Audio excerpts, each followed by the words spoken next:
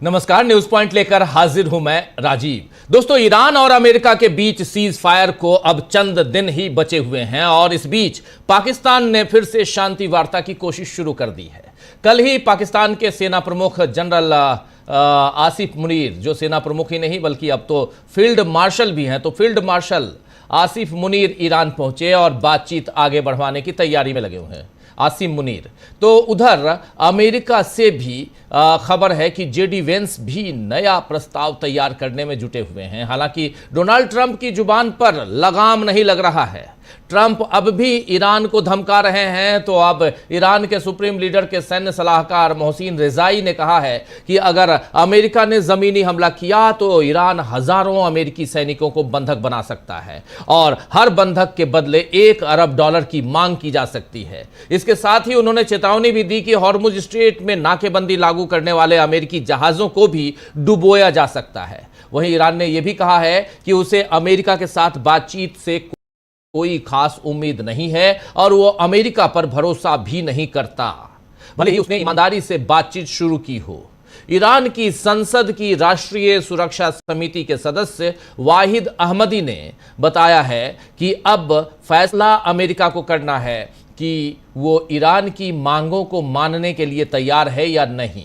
उन्होंने कहा कि अगर अमेरिका सकारात्मक जवाब नहीं देता तो ईरान युद्ध जारी रखने से बिल्कुल नहीं हिचकेगा। वहीं ईरान ने अपने परमाणु कार्यक्रम को लेकर स्पष्ट किया है कि वो यूरेनियम एनरिचमेंट के अधिकारों पर कोई समझौता नहीं करेगा। तेहरान में प्रेस कॉन्फ्रेंस में विदेश मंत्रालय के प्रवक्ता इस्माइल बागाई ने कहा है कि यह अधिकार अंतर्राष्ट्रीय कानून के तहत वैध है। उन्होंने कहा कि जब तक ईरान परमाणु अप्रसार संधि यानी एनपीटी का सदस्य है तब तक उसे शांतिपूर्ण एनरिचमेंट का लाभ यानी फायदा लेने का पूरा अधिकार है। बगाई ने ईरान और अमेरिका वार्ता में एनरिचमेंट को लेकर चल रही पश्चिमी मीडिया की अटकलों को खारिज करते हुए कहा है कि किसी भी समझौते से पहले एक व्यापक ढांचा तय होना जरूरी है। बगाई ने यह भी कहा कि अगर किसी समझौते में एक पक्ष अपने वादों का पालन नहीं करता है तो दूसरा पक्ष भी अपने दायित्वों को उसी अनुपात में कम करने का अधिकार रखता है। ईरान का रुख साफ है कि वो झुकने वाला नहीं है। इधर रूस और चीन ईरान का साथ तो दे रहे हैं, वहीं अब चीन के विदेश मंत्री वांग यी ने ईरानी विदेश मंत्री अब्बास अरागची से हॉर्मुज स्ट्रेट में सामान्य आवागमन बहाल करने की कोशिश का आग्रह किया है। वांग ने कहा है यहां पे कि जहां एक तरफ हॉर्मुज स्ट्रेट में ईरान की संप्रभुता और सुरक्षा का सम्मान और बचाव किया जाना चाहिए, वहीं दूसरी तरफ इस जल मार्ग से आवागमन की स्वतंत्रता और सुरक्षा की भी गारंटी दी जानी चाहिए। उन्होंने कहा कि इस समुद्री मार्ग को खोलने में सभी देशों का हित है। वांग ने आगे कहा कि चीन संघर्ष विराम बनाए रखने और बातचीत फिर से शुरू करने का समर्थन करता है। इससे पहले अमेरिकी राष्ट्रपति डोनाल्ड ट्रंप ने कहा कि वो हॉर्मुज स्ट्रेट को हमेशा के लिए खोल रहे हैं। ट्रूथ सोशल पर एक पोस्ट में ट्रंप ने लिखा है कि चीन इस बात से बहुत खुश है कि मैं हॉर्मुज स्ट्रेट को हमेशा के लिए खोल रहा हूं। मैं ये उनके लिए भी कर रहा हूं और दुनिया भर के लिए भी। ऐसी स्थिति फिर कभी नहीं आएगी।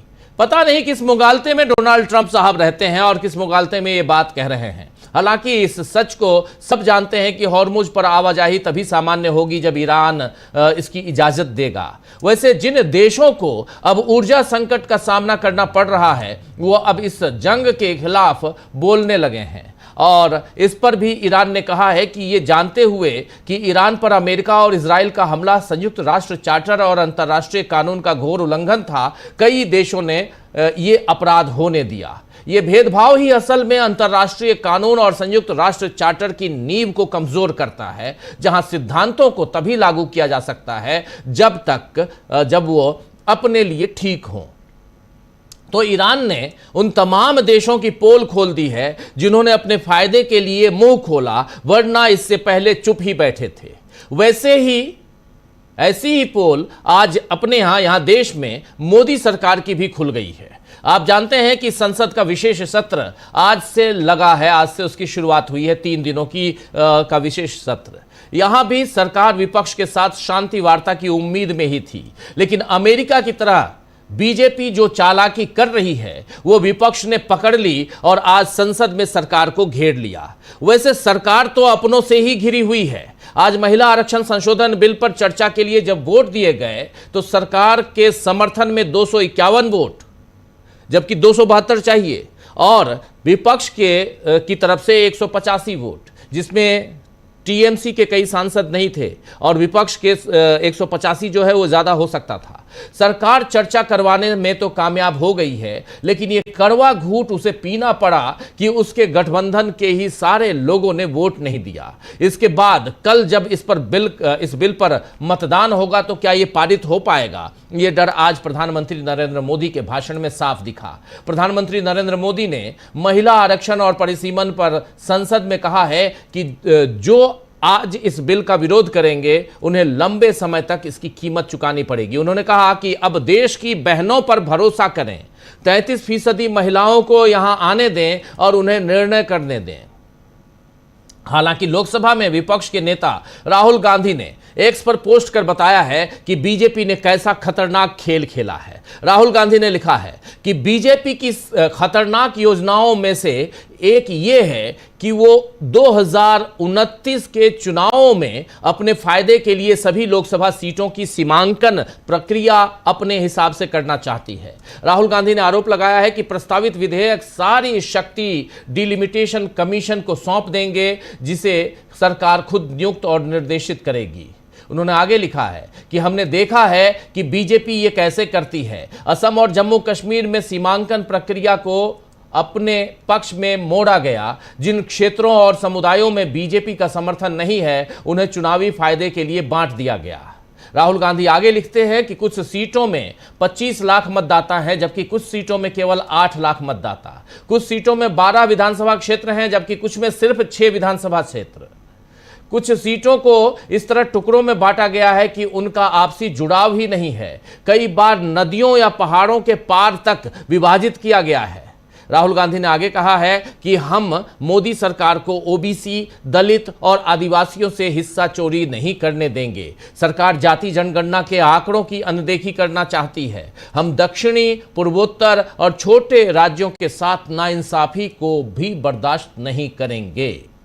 राहुल गांधी ने आरोप लगाया है कि सरकार जो प्रस्ताव ला रही है उसका महिला आरक्षण से कोई लेना देना नहीं है और यह संशोधन सीमांकन के जरिए सत्ता पर कब्जा मजबूत करने की एक कोशिश है। वहीं विपक्ष पर महिला आरक्षण बिल के विरोध का आरोप लगा तो केसी वेणुगोपाल, जो कांग्रेस पार्टी से सांसद भी हैं और कांग्रेस के जनरल सेक्रेटरी भी हैं संगठन के, उन्होंने कहा है कि हमने इस देश को पहली महिला प्रधानमंत्री दी, पहली महिला राष्ट्रपति दी, पहली महिला लोकसभा स्पीकर दी। हमारी महिला प्रधानमंत्री ने कभी हालात के सामने घुटने नहीं टेके, उन्होंने इस प्रधानमंत्री की तरह सरेंडर नहीं किया। ये बात यहां पर कही गई केसी वेणुगोपाल की तरफ से। आपको बता दूं कि इस बिल में लोकसभा में सीटों की संख्या मौजूदा 553 से बढ़ाकर 850 करने का प्रस्ताव है। साथ ही लोकसभा और राज्य विधानसभाओं की 1/3 सीटें महिलाओं के लिए आरक्षित करने का भी प्रस्ताव है। हालांकि महिला आरक्षण का यह प्रस्ताव 2023 में पारित नारी शक्ति वंदन अधिनियम पर आधारित है, जिसमें महिलाओं के लिए 33% आरक्षण का प्रावधान किया गया था। लेकिन इसके लागू होने को भविष्य में होने वाली जनगणना और डिलिमिटेशन यानी परिसीमन प्रक्रिया से जोड़ा गया था और विपक्ष सरकार पर हमलावर है। उसके मुख्य तौर पर 2 आरोप हैं विपक्ष के। पहला ये कि सरकार डिलिमिटेशन प्रक्रिया के तहत उत्तर भारत और जिन राज्यों में वो मजबूत है वहां सीटों की संख्या बढ़ाना चाहती है। इसके तहत उत्तर और दक्षिण भारतीय राज्यों में सीटों का फासला बहुत बढ़ जाएगा, जो भारतीय जनता पार्टी को फायदा पहुंचाएगा। साथ ही इससे दक्षिण भारतीय राज्यों का संसद में प्रतिनिधित्व कमजोर होगा। और दूसरा कारण यहां पे कि सरकार महिला आरक्षण के बहाने इसको बहाने के तौर पर इस्तेमाल करके अपने राजनीतिक हित साधना चाहती है। कांग्रेस ने तो सीधा सवाल किया है कि जब 2023 में नारी वंदन अधिनियम पारित हो चुका था तो 2024 के चुनाव में ही इसे लागू क्यों नहीं किया गया और अब बिना जनगणना कराए इसे लागू क्यों करा रहे हैं। तो कुल मिलाकर सरकार की चालाकी पहले ही दिन संसद में पकड़ ली गई है और कल और परसों 2 दिनों में सरकार का घेरना तय है। अब देखना होगा कि इस चालाकी का फायदा बीजेपी को तमिलनाडु और बंगाल चुनाव में मिलेगा या नहीं मिलेगा। वहीं अमेरिका और कितनी बार, जी हां, और कितनी बार और कितनी तरह से ईरान को झुकाने के प्रपंच रचेगा। अमेरिका ईरान के साथ जो प्रपंच रच रहा है, उस प्रपंच में अमेरिका और अमेरिका के राष्ट्रपति क्यों खुद ब खुद फंसते जा रहे हैं, दलदल में उनके पांव क्यों धंसते जा रहे हैं और दूसरा पांव निकालने के चक्कर में पहला पांव और क्यों धंसा रहे हैं, ये सारी बातें यहां ईरान के संदर्भ में लागू होती हैं। तो चाहे ईरान हो चाहे इधर हिंदुस्तान हो, दोनों जगहों पे कहीं ना कहीं एक तरफ वहां अमेरिका तो दूसरी तरफ यहां सत्ता पक्ष, ये दोनों जो प्रपंच रच रहे हैं उस प्रपंच का भंडाफोड़ करने की कोशिश इस कार्यक्रम में हम करेंगे अगले घंटे 1.5 घंटे में। चलिए, हमारे साथ कुछ वरिष्ठ साथी जुड़े हुए हैं।